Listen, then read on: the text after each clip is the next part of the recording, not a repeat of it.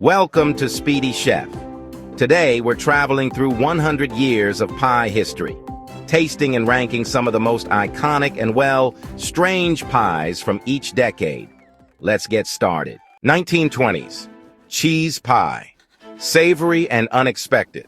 A cross between cheesecake and quiche. Served warm with a flaky crust. Taste tester. 1 VO. Wait, is this pie or cheesecake? 1940s. Vegetable pie. A wartime ration recipe with root veggies and minimal sugar. A pie made out of vegetables. Taste tester. 2 VO. It tastes like a bad salad. Who made this? 1960s. Pumpkin pie. Classic fall flavors with cinnamon, nutmeg, and creamy texture. A Thanksgiving staple.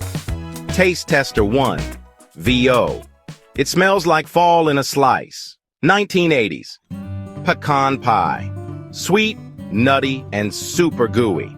A southern favorite made with corn syrup. Taste tester 2. This is just a giant caramel candy. 2000s. Key lime pie. Tart, creamy, and refreshing. Made with condensed milk, lime juice, and a graham cracker crust.